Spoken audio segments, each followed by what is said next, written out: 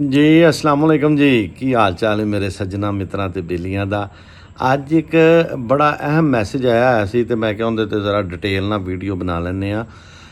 ਆਪਣੇ ਇੱਕ ਸੱਜਣ ਨੇ ਮੈਸੇਜ ਕੀਤਾ ਹੋਇਆ ਸੀ ਜਨਾਬ ਕਿ ਜਿਹੜੀ 223 ਬੋਰ ਰਾਈਫਲ ਹੈ ਜਿਹਦੇ ਉੱਪਰ ਲਿਖਿਆ ਹੁੰਦਾ ਪ੍ਰੋਪਰਟੀ ਆਫ USA, ਉਹ ਰਾਈਫਲ ਅਸੀਂ ਕੈਰੀ ਕਰ ਸਕਦੇ ਹਾਂ, ਉਹ ਰਾਈਫਲ ਲਾਇਸੈਂਸ ਤੇ ਚੜ੍ਹ ਸਕਦੀ ਹੈ ਨਹੀਂ ਚੜ੍ਹ ਸਕਦੀ, ਇਹਦੇ ਮੁਤਲਕ ਦੱਸ ਦਿਓ, ਡਿਟੇਲ ਨਾਲ ਇੱਕ ਵੀਡੀਓ ਬਣਾ ਦਿਓ।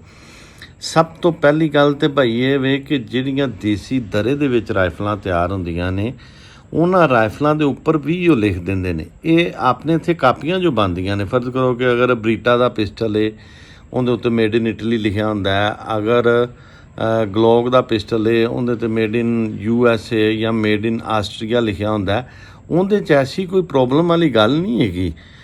ਉਹਦੇ ਥੱਲੇ ਨਾ ਮੁਖਤਲਿਫ ਦੋਸਤਾਂ ਨੇ ਮੈਸੇਜ ਕੀਤੇ ਹੋਏ ਸੀ ਕਿ ਉਹ ਪ੍ਰੋਪਰ ਤਰੀਕੇ ਨਾਲ ਅਗਰ ਇੰਪੋਰਟ ਹੋਈ ਹੈ ਤਾਂ ਫੇਰ ਹੀ ਚੜ੍ਹ ਸਕਦੀ ਹੈ, ਨਹੀਂ ਤਾਂ ਤੁਸੀਂ ਕੈਰੀ ਨਹੀਂ ਕਰ ਸਕਦੇ ਜਾਂ ਚੜ੍ਹਾ ਨਹੀਂ ਸਕਦੇ। ਐਸੀ ਕਿਸੇ ਕਿਸਮ ਦੀ ਕੋਈ ਗੱਲ ਨਹੀਂ ਆਵੇ।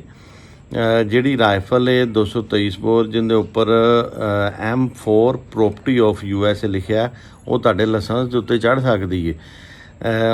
ਉਹਦੀ ਰੀਜ਼ਨ ਕੀ ਹੈ? ਉਹਦੀ ਰੀਜ਼ਨ ਇਹ ਵੇ ਕਿ ਇਹ ਦੇਸੀ ਰਾਈਫਲਾਂ ਇੱਥੇ ਤਿਆਰ ਹੁੰਦੀਆਂ ਪਈਆਂ, ਜਿੰਨੀਆਂ ਵੀ ਪਿਸ਼ਾਵਰ ਰਾਈਫਲਾਂ ਤਿਆਰ ਹੁੰਦੀਆਂ ਜਾਂ ਪਿਸਟਲ ਤਿਆਰ ਹੁੰਦੇ ਨੇ ਉਹ ਕਾਪੀਆਂ ਬਣੀਆਂ ਹੁੰਦੀਆਂ, ਉਹਨਾਂ ਦੇ ਉੱਪਰ ਜਿਹੜਾ ਨਾ ਉਹ ਹੀ ਮੁਲਕਾਂ ਦੇ ਮੁਖਤਲਿਫ ਨਾਮ ਲਿਖੇ ਹੁੰਦੇ ਨੇ ਅਤੇ ਇਹਦੇ 'ਚ ਕਿਸੇ ਕਿਸਮ ਦੀ ਪ੍ਰੋਬਲਮ ਹੈ ਕੋਈ ਨਹੀਂ।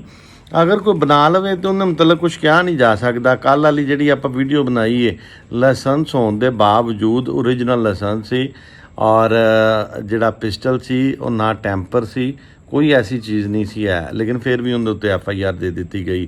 ਅਤੇ ਇਸ ਤਰੀਕੇ ਨਾਲ ਅਗਰ ਕੋਈ ਗੰਦਾ ਬੰਦਾ ਮੱਥੇ ਲੱਗ ਜਾਵੇ ਤਾਂ ਉਹ ਭਾਵੇਂ ਰੱਫੜ ਪਾ ਲਵੇ, ਲੇਕਿਨ ਲੀਗਲ ਇਹਦੇ 'ਚ ਕੋਈ ਪਰੇਸ਼ਾਨੀ ਨਹੀਂ ਹੈ। ਅਗਰ ਗੌਰਮੈਂਟ ਨੂੰ ਇਹਦੇ 'ਚ ਕੋਈ ਇਤਰਾਜ਼ ਹੈ ਤਾਂ ਉਹ ਜਿੰਨੀਆਂ ਪਿਸ਼ਾਵਰ ਫੈਕਟਰੀਆਂ ਨੇ ਜਿਨ੍ਹਾਂ ਦੇ ਵਿੱਚ ਪਿਸਟਲ ਬਣਦੇ ਨੇ, ਬਰੀਟਾ ਦੇ, ਗਲੋਕ ਦੇ, ਕਾਫੀ ਸਾਰੀਆਂ ਕਾਪੀਆਂ ਜਿਹੜੀਆਂ ਬਣਦੀਆਂ ਨੇ ਉਹ ਕਾਪੀਆਂ ਬੰਦ ਕਰ ਦੇਣ, ਉਹ ਕਾਪੀਆਂ ਨਾ ਬਣਾਉਣ, ਪਾਕਿਸਤਾਨ ਆਪਣਾ ਕੋਈ ਡਿਜ਼ਾਈਨ ਦੇ ਦੇ, ਉਸ ਡਿਜ਼ਾਈਨ ਦੇ ਪਿਸਟਲ ਬਣਨੇ ਸ਼ੁਰੂ ਹੋ ਜਾਣ, ਉਹ ਤਾਂ ਸਗੋਂ ਜ਼ਿਆਦਾ ਬਿਹਤਰ ਹੈ। ਲੇਕਿਨ ਫਿਲਹਾਲ ਜਿਹੜੀਆਂ ਵੀ ਰਾਈਫਲਾਂ ਉੱਤੇ ਲਿਖਿਆ ਹੋਇਆ ਹੈ ਜਾਂ ਪਿਸਟਲਾਂ 'ਤੇ ਲਿਖਿਆ ਹੈ ਉਹਦਾ ਕਿਸੇ ਕਿਸਮ ਦਾ ਕੋਈ ਮਸਲਾ ਨਹੀਂ ਹੈ। ਮਿਹਰਬਾਨੀ, ਸ਼ੁਕਰੀਆ।